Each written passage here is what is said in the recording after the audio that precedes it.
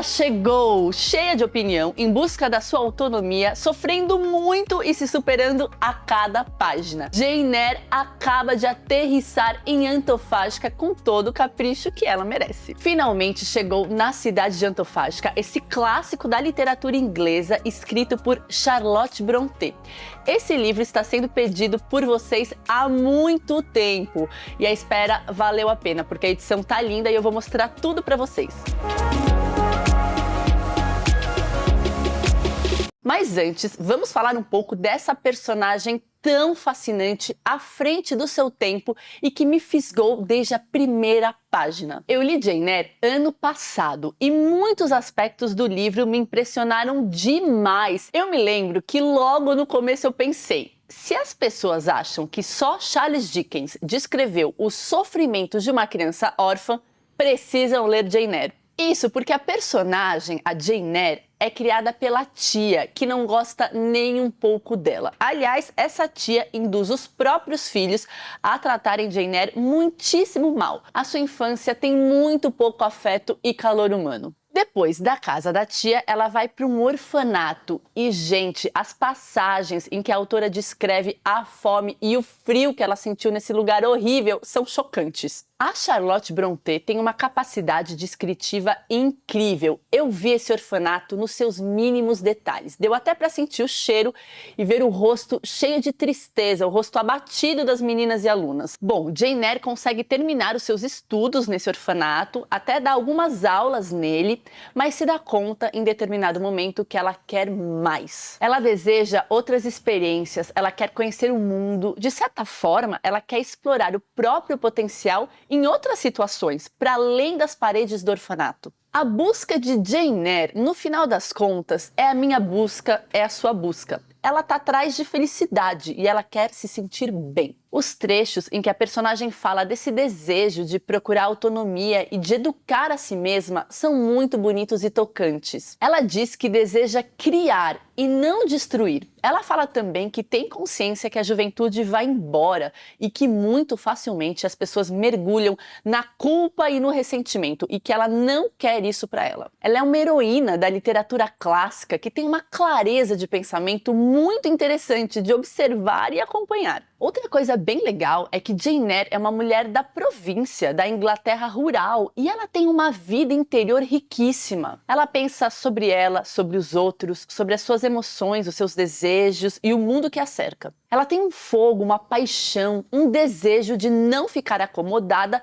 nas situações que a vida apresenta para ela. De certa forma, essa personagem espelha a própria autora, Charlotte Brontë, que, assim como as suas irmãs, viveu na Inglaterra rural, saiu de casa pouquíssimas vezes e tinha essa imaginação vivíssima, rica e um intenso desejo de criar. E esse fogo intenso levou Charlotte e as suas duas irmãs a escreverem romances que permanecem relevantes até hoje. Voltando à trama do livro, depois de sair do orfanato, Jane Eyre vai trabalhar como governanta na casa do Sr. Rochester. Ser governanta ou então professora eram as únicas opções disponíveis para as mulheres naquela época que queriam ou precisavam trabalhar. Jane Eyre e o Sr. Rochester acabam se apaixonando e depois do pedido de casamento, ela descobre um segredo um tanto bizarro dele que acaba mudando completamente o rumo dos eventos. Bom, eu vou parar por aqui para não estragar a experiência de vocês. Esse livro foi publicado pela primeira vez em 1847. Ele foi um sucesso e um escândalo. As pessoas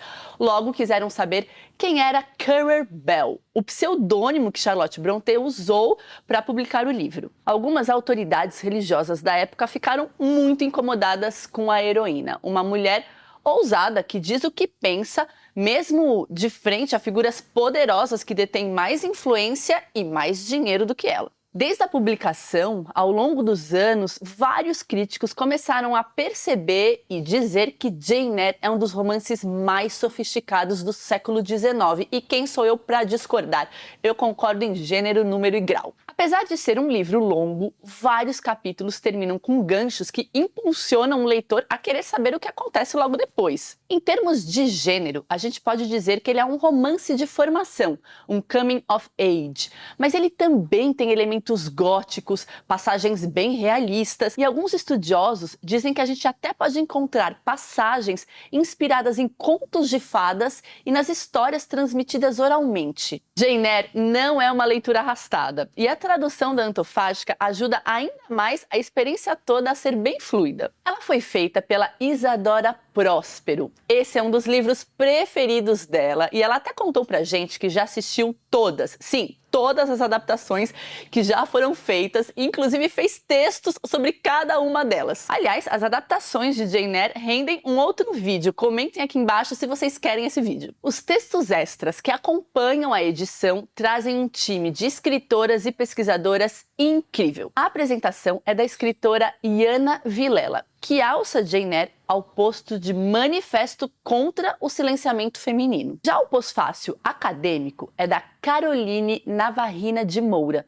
doutora em literatura pela Universidade Federal do Rio Grande do Sul. Já a Luísa Romão, que é atriz, poeta, slammer e ganhadora do Prêmio Jabuti 2022, e a Cristiane Sobral, multiartista, escritora e mestre em teatro, escreveram ensaios falando sobre a representação das mulheres na literatura e também do caráter revolucionário dessa obra. As referências que elas usaram para os seus textos são super atuais e ajudam a entender Jane Eyre a partir de questões contemporâneas urgentes. Ah, fora que o QR Code que vem na cinta do livro direciona os leitores para as duas videoaulas que dessa vez são apresentadas pela Marcela Santos Brígida, professora e doutora em literatura inglesa pela Universidade Estadual do Rio de Janeiro. Além do tema da autonomia feminina, Jane Eyre atravessa outros temas como imperialismo e colonialismo,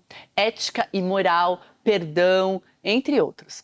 Esse é um livro para todo mundo. Aproveita que ele está em pré-venda. Dessa vez a pré-venda vai ser um pouquinho mais curta, então não perde, hein? O link tá aqui na descrição do vídeo. E é claro que eu vou falar também da capa e das artes, né? A artista Daniele Noronha fez ilustrações lindíssimas e a gente foi até o ateliê dela para saber mais sobre o seu processo criativo, as suas referências e muito mais.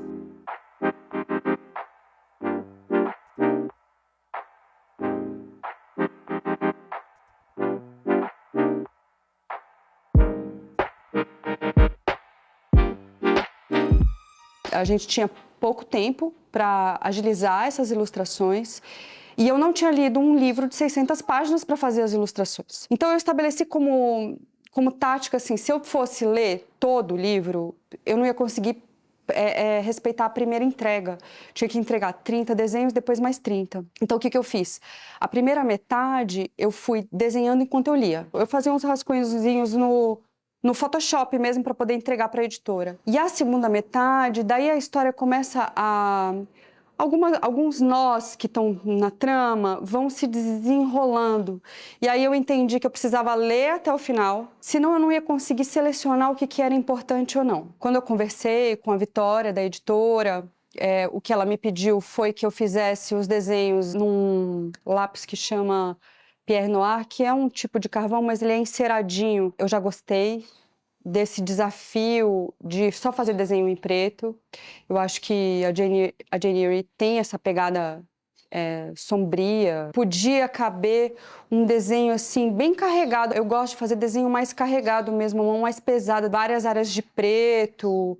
Primeira coisa que me chamou a atenção, e eu acho que é o que norteou algumas imagens, foi o subtítulo do livro, que é uma autobiografia, e me chamou a atenção, enquanto eu lia, essa própria imagem que ela ia fazendo dela mesma. Eu tenho um fascínio, um interesse pelo autorretrato. O autorretrato na história da arte foi um recurso que as mulheres pintoras se utilizaram muito, uma vez que era essa a figura humana que elas tinham mais à disposição.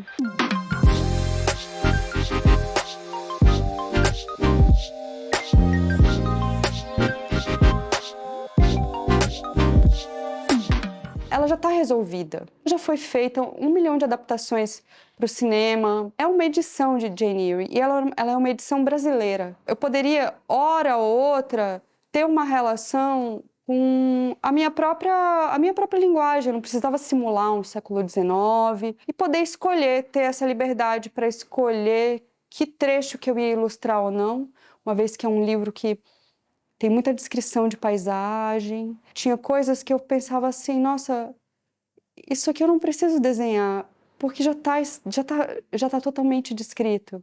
Então, tem outras coisas que eu acho que podiam aparecer nas imagens, foi por aí que eu escolhi. É desafiador você pegar um livro clássico, é desafiador você pegar uma obra que já teve tantas releituras e tentar fazer a sua versão, de alguma forma, de imagens. Tem uma coisa que eu acho que é legal de pensar. Sabe assim, a maratona? O cara da maratona, ele mantém um fôlego sabendo que ele vai ter que chegar até o final. E eu sabia que eram 60 desenhos. Eu ia começar de um jeito e ia terminar de outro, porque é uma jornada. Um vai ensinando para o outro, mas tentando manter esse fôlego até o final. Eu acho que eu consegui. Acho que rolou.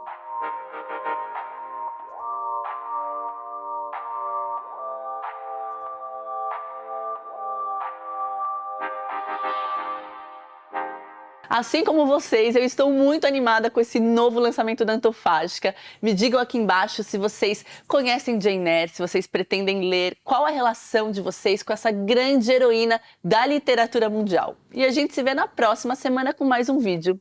Tchau!